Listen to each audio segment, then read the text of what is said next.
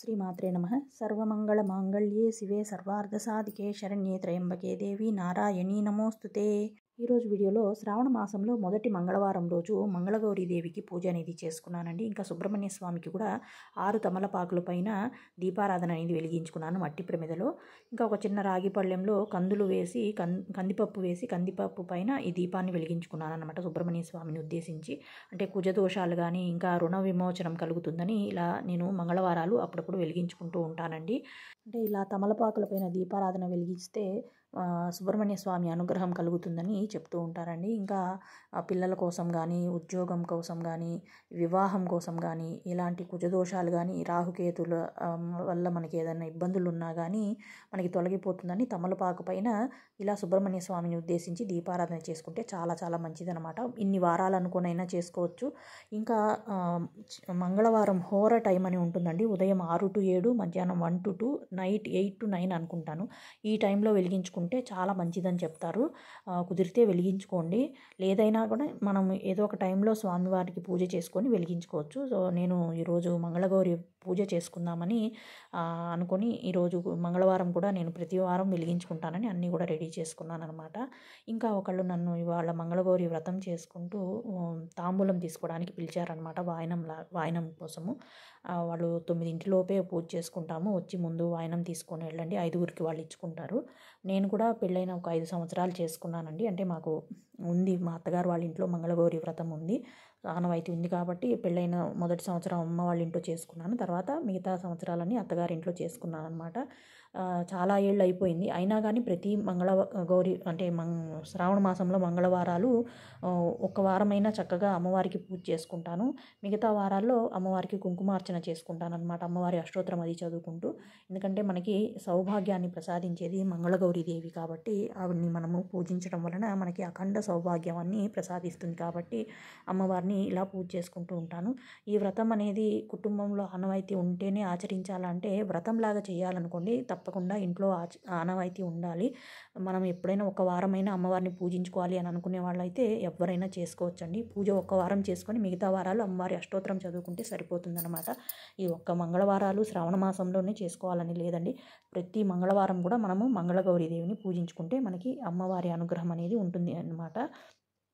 So ముందుగా చక్కగా గణపతి పూజ చేసుకున్నాను, హరిద్రా గణపతి పూజ చేసుకొని తర్వాత అభిషేకాలు అవి చేసుకొని తర్వాత ముందుగా ఆంజనేయ స్వామికి పూజ చేసుకున్నాను. హనుమాన్ చాలీసా అది చదువుకొని తర్వాత లక్ష్మీనారాయణులకు, తర్వాత సుబ్రహ్మణ్య స్వామికి పూజ చేసుకొని తర్వాత గౌరీదేవికి, మంగళగౌరీదేవికి పూజ చేసుకున్నాను అనమాట. పసుపుతో గౌరమ్మను చేసుకున్నానండి. అంటే నేను ముందు రోజు సోమవారాల వ్రతం, 16 సోమవారాల వ్రతం చేసినప్పుడు కూడా గౌరీదేవిని పూజించుకోవాలి. సో అప్పుడు గౌరమ్మను చేసుకున్నాను కానీ కదిలించలేదు. ఎందుకంటే మర్నాడు అమ్మవారిని పూజించుకోవాలి కదా, మంగళగౌరీదేవిని చేసుకోవాలని ఆ రోజు కూడా పూజించుకుందామని కదిలించలేదన్నమాట అమ్మవారిని. ఇంకా ఆ అమ్మవారికి కూడా మంగళగౌరీదేవిని అందులో ఆవాహనం చేసి అమ్మవారికి పూజ చేసుకున్నాను అనమాట, షోడశోపచార పూజ.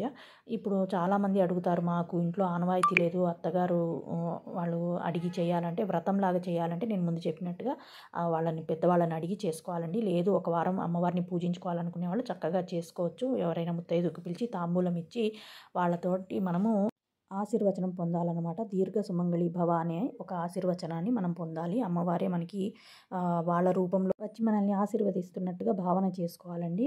ఇంకా మనకి పూజ చేసుకోవడం రాదు అని అనుకునే వాళ్ళు చక్కగా పంచోపచార పూజ చేసుకోండి. గంధం, పుష్పం, ధూపం, దీపం, నైవేద్యం, అష్టోత్తరం అది చదవడానికి రాకపోతే శ్రీమాత్రే నమః, శ్రీ మంగళగౌరీ దేవియే నమః అనే నామాన్ని కానీ, లేదంటే సర్వమంగళ మాంగళ్యే శివే సర్వార్ధ సాధికే శరణ్యే త్రయంబకే దేవి నారాయణీ నమోస్తుతే అనే ఈ నామాన్నైనా చెప్పుకోండి.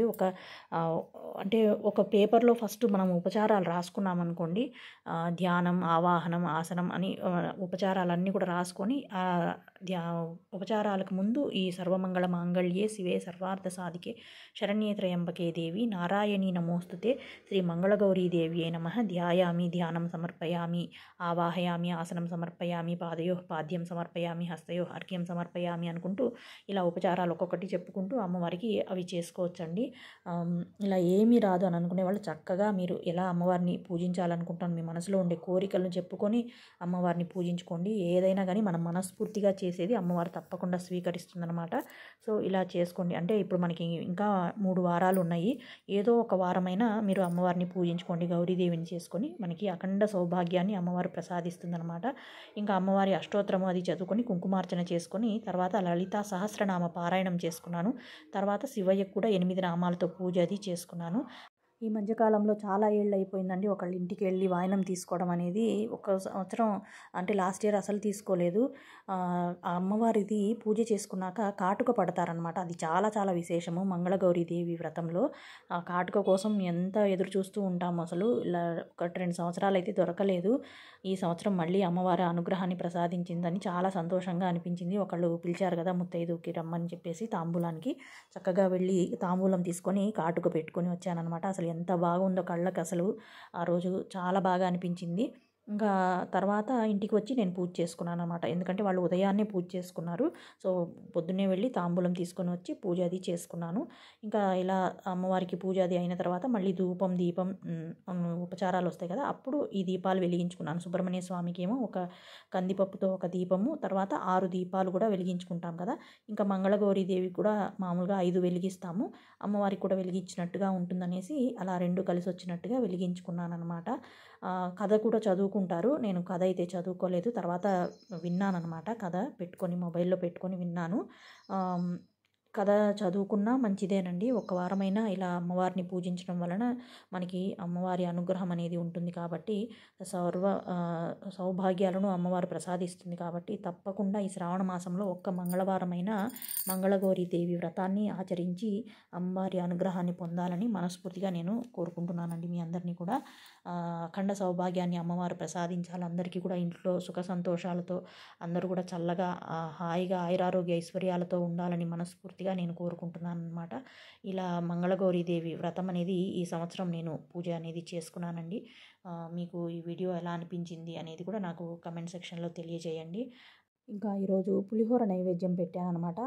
అమ్మవారికి నైవేద్యం పెట్టి హారతి, మంత్రపుష్పం, క్షమార్పణ ఇవన్నీ చెప్పుకొని అమ్మవారికి తాంబూలం కూడా సమర్పించి ఒక ముత్తైదుకి తాంబూలం అనేది ఇచ్చుకొని అమ్మవారి ఆశీర్వచనం అనేది పొందానన్నమాట.